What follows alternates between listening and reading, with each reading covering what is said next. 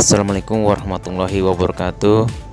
Kali ini saya akan mempresentasikan sebuah video mata kuliah hukum perdata yang berjudul hukum benda.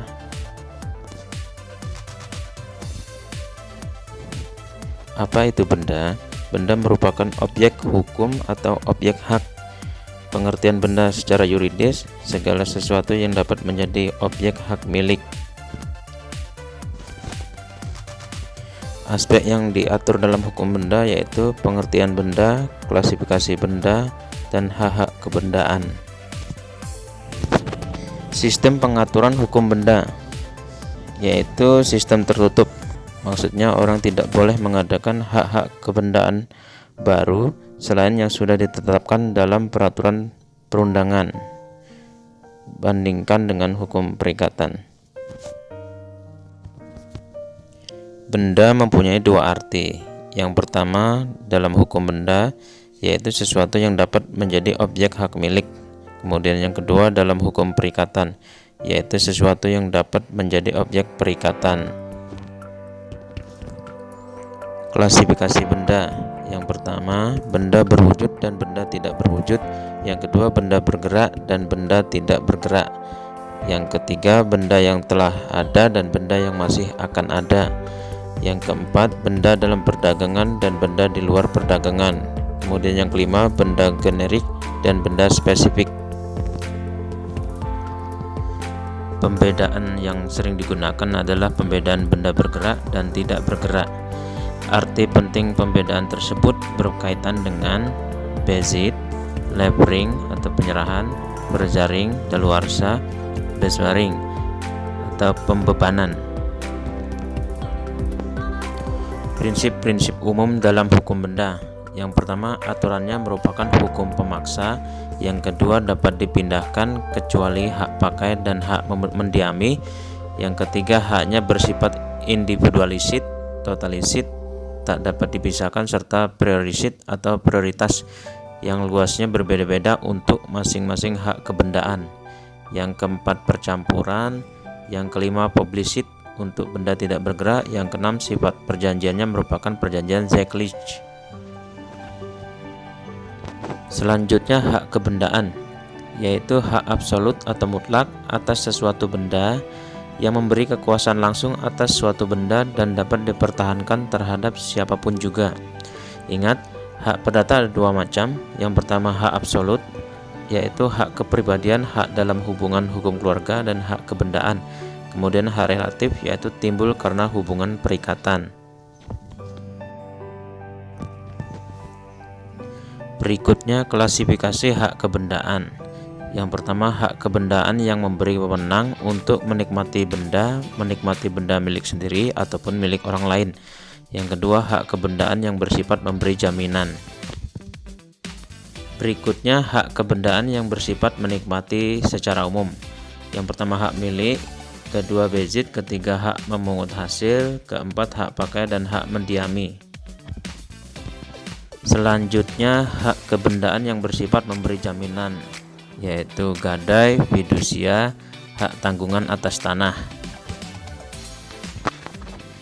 Hak milik yaitu hak untuk menikmati suatu benda dengan sepenuhnya dan untuk menguasai benda dengan sebebas-bebasnya sepanjang tidak bertentangan dengan peraturan perundangan dan mengganggu hak orang lain, dan dengan tidak mengurangi kemungkinan adanya pencabutan hak untuk kepentingan umum dengan pembayaran ganti kerugian yang layak dan sesuai dengan ketentuan peraturan perundangan.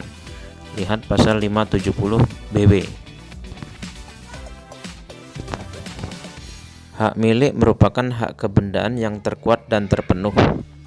Ada wewenang untuk mengambil hasilnya, mempergunakan, merusak, menghilangkan, memelihara, dan sebagainya.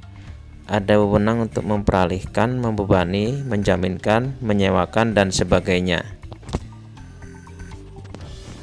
Pembatasan terhadap hak milik tertera pada pasal 570 BW yaitu peraturan perundangan, kemudian tidak menimbulkan gangguan, kemudian kemungkinan pencabutan hak untuk kepentingan umum, dan selanjutnya hukum tetangga dan penyalahgunaan hak.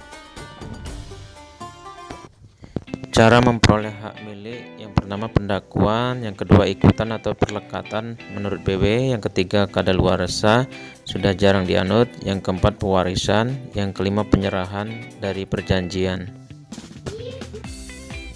Cara memperoleh hak milik di luar pasal 584 BW: yang pertama penjadian benda, yang kedua penarikan buah, ketiga persatuan benda, keempat pencabutan hak, kelima perampasan, keenam percampuran harta, ketujuh pembubaran suatu badan hukum.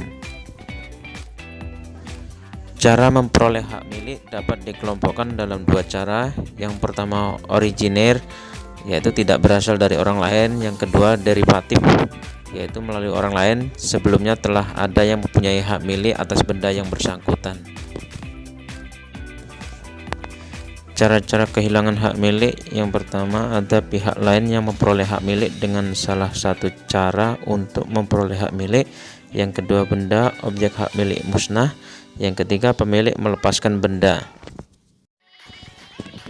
Bezit atau kedudukan berkuasa, yaitu keadaan lahir di mana seseorang menguasai atau menikmati benda seolah-olah kepunyaannya sendiri, baik diperoleh sendiri maupun dengan perantara orang lain.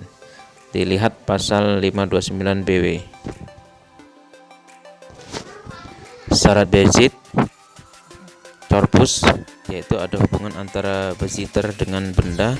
Animus, yaitu hubungan antara beziter dan benda dikehendaki. Fungsi bezit: yang pertama fungsi polisionil, yaitu bezit mendapatkan perlindungan hukum. Beziter dianggap pemilik sampai terbukti sebaliknya di pengadilan. Yang kedua fungsi Zekenrechtstellig, yaitu beziter dapat menjadi pemilik setelah beberapa waktu tidak ada klaim dari pihak lain bahwa pihak lain tersebut pemiliknya.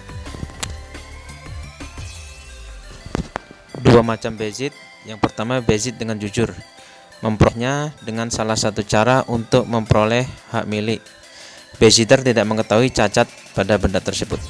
Yang kedua bezit dengan tidak jujur, yaitu beziter mengetahui bahwa benda tersebut bukan miliknya. Secara umum setiap beziter dianggap jujur sampai dibuktikan sebaliknya. Cara memperoleh bezit secara umum: yang pertama okupasi, yaitu mendaku atau menduduki. Kemudian yang kedua penyerahan benda, yaitu bukan levering. Ingat, pengaturan bezit benda bergerak dan tidak bergerak tidak sama. Cara hilangnya bezit: yang pertama musnahnya benda, yang kedua hilangnya benda, yang ketiga dibuangnya benda, yang keempat orang lain memperoleh bezit dengan cara penyerahan atau okupasi. Hak memungut hasil, hak pakai, dan hak mendiami. Yang pertama hak memungut hasil, yaitu memungut hasil dari benda orang lain seolah-olah menjadi pemilik benda. Yang kedua hak pakai, yaitu memakai, menikmati benda sekedar untuk diri pemegang hak dan keluarganya. Yang ketiga hak mendiami, yaitu mendiami suatu rumah atau kediaman atau bangunan untuk dirinya dan keluarganya. Kewajiban pemegang hak memungut hasil, hak pakai, dan hak mendiami. Yang pertama membuat catatan atau daftar benda objek hak. Yang kedua menjamin menggunakan benda sebaik-baiknya. Yang ketiga memelihara benda sebaik-baiknya. Yang keempat memikul semua biaya atas benda, pajak, reparasi, rekonstruksi, dan sebagainya. Yang kelima mengembalikan benda seperti semula relatif saat jangka waktu hak telah berakhir. Cara terjadinya: dengan atas hak perjanjian wasiat, perjaring, daluarsa. Cara berakhirnya hak-hak tersebut: yang pertama meninggalnya pemegang hak tidak dapat dialihkan, yang kedua jangka waktu berakhir, yang ketiga percampuran hak, yang keempat pelepasan hak, yang kelima perjaring dalam jangka waktu tertentu pemegang hak tidak menggunakan haknya, yang keenam musnahnya benda. Selanjutnya hak kebendaan yang memberikan jaminan. Jaminan yaitu suatu tanggapan yang diberikan oleh si berhutang atau debitur atau pihak ketiga kepada berpiutang atau kreditur untuk menjamin pelaksanaan kewajiban dari suatu perikatan. Jaminan yang baik, yang pertama, dapat membantu dengan mudah memperoleh kredit. Yang kedua, tidak melemahkan potensi pencari kredit. Yang ketiga, memberi kepastian pemberi kredit. Hak kebendaan yang dapat memberikan jaminan perikatan, yang pertama gadai, kedua fidusia, ketiga hak tanggungan atas tanah, yang keempat hipotek. Ciri-ciri jaminan kebendaan, yang pertama dapat dipertahankan terhadap siapapun, yang kedua droit de suite, selalu mengikuti benda, yang ketiga droit de préférence, diutamakan atau didahulukan, kemudian keempat dapat dipindahkan, yang kelima perjanjiannya bersifat aksesorir. Gadai, yaitu hak yang diperoleh kreditur, suatu benda bergerak yang diserahkan kepadanya dari debitur atau orang lain atas namanya debitur, dan yang memberi kekuasaan kepada kreditur untuk mengambil pelunasan dari barang benda tersebut, didahulukan dari kreditur lainnya kecuali untuk biaya pelelangan benda tersebut dan biaya yang telah dikeluarkan untuk memelihara benda tersebut. Sifat-sifat gadai, yang pertama droit de suite, mengikuti bendanya, yang kedua droit de préférence, didahulukan, yang ketiga dapat dialihkan, yang keempat aksesorir, yaitu menempel pada perjanjian pokoknya, yang kelima memberi wewenang untuk menguasai barang, bukan untuk menikmati dan menikmati ataupun memungut hasil barang tersebut, yang keenam tidak dapat dibagi-bagi. Syarat-syarat mengadakan gadai, yang pertama dengan suatu perjanjian gadai, ingat lagi perjanjian Zeklich. Yang kedua, benda objek gadai harus dilepaskan dari kekuasaan pemberi gadai, investisteling. Jika bendanya merupakan surat piutang atas nama, pemberi gadai harus memberitahukan kepada debiturnya, debitur surat piutang, sehingga hak tagih beralih ke pemegang gadai jika pemberi gadai tidak dapat melaksanakan kewajibannya. Hak pemegang gadai, yang pertama hak menjual atau melelang benda objek gadai apabila debitur wan prestasi, maka setelah jangka waktu tertentu yang ditentukan.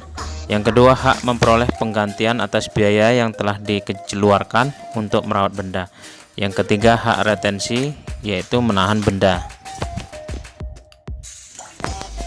Kewajiban pemegang gadai yaitu pertama, bertanggung jawab atas hilangnya atau merosotnya harga benda akibat kelalaiannya. Yang kedua, tidak boleh menggunakan benda objek gadai untuk kepentingannya sendiri. Hapusnya gadai, yang pertama hutang atau kewajiban sudah dibayarkan, yang kedua benda objek gadai keluar dari kekuasaan si pemegang gadai, yaitu tidak memenuhi syarat investisteling. Jaminan fidusia, yang pertama hak jaminan atas benda bergerak baik berwujud maupun tidak berwujud, juga benda tidak bergerak berupa bangunan yang tidak dapat dibebani dengan hak tanggungan, di mana benda tersebut masih dalam penguasaan pemberi fidusia, sebagai jaminan bagi pelunasan hutang tertentu yang memberikan kedudukan didahulukan dari debitur lainnya. Yang kedua, dasar hukum Undang-Undang Nomor 42 Tahun 1999.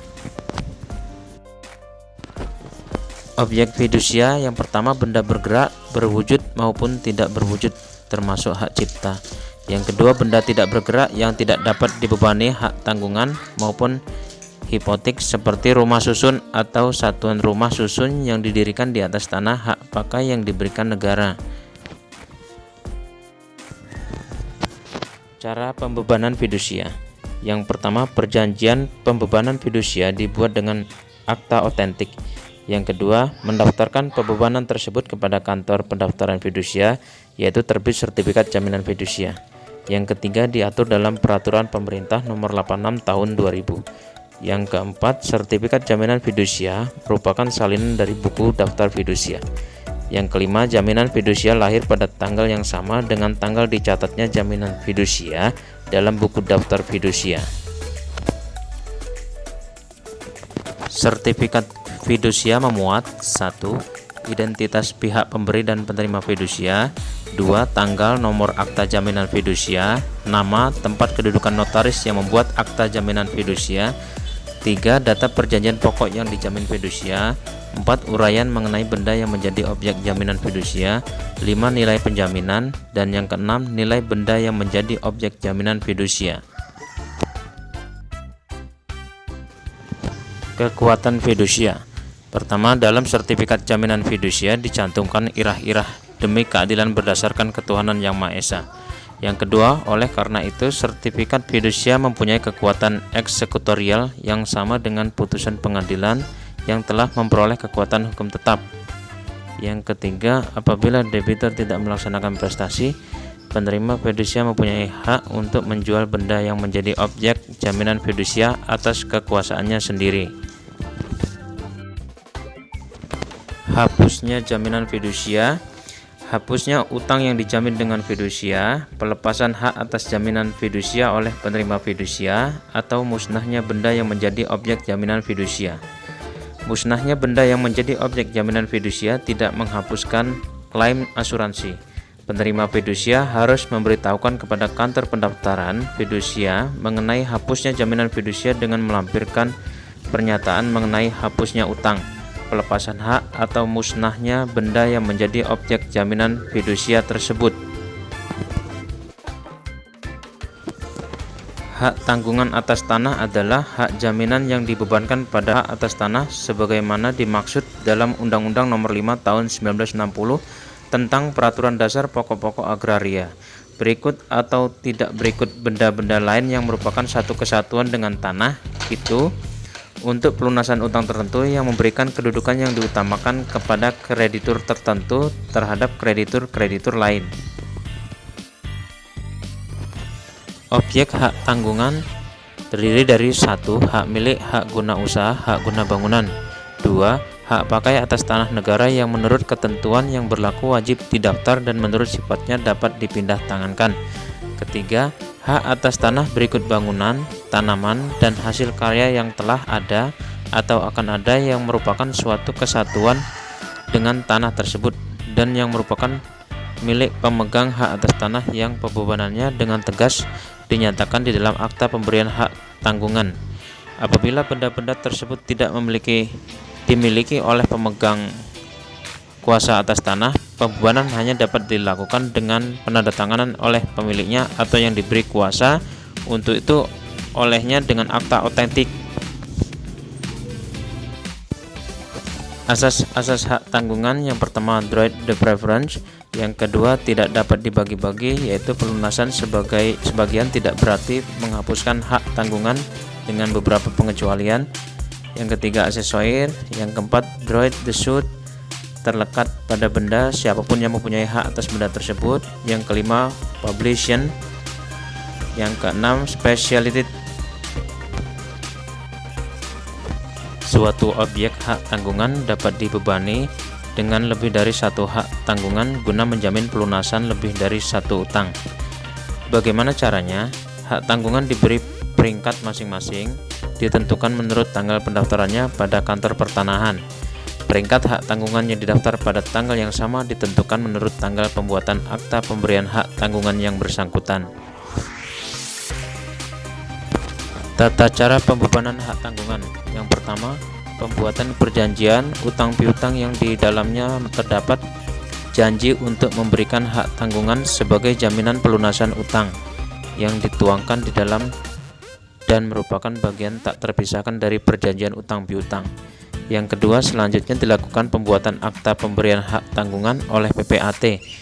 Kemudian yang ketiga, pemberian hak tanggungan wajib didaftarkan pada kantor pertanahan. Kantor pertanahan membuat buku tanah hak tanggungan dan mencatatnya dalam buku tanah hak atas tanah yang menjadi objek hak tanggungan dan menyalin catatan tersebut pada sertifikat hak atas tanah yang bersangkutan. Tanggal buku tanah hak tanggungan tersebut adalah tanggal hari ke-7 setelah penerimaan secara lengkap surat-surat yang diperlukan bagi pendaftarannya.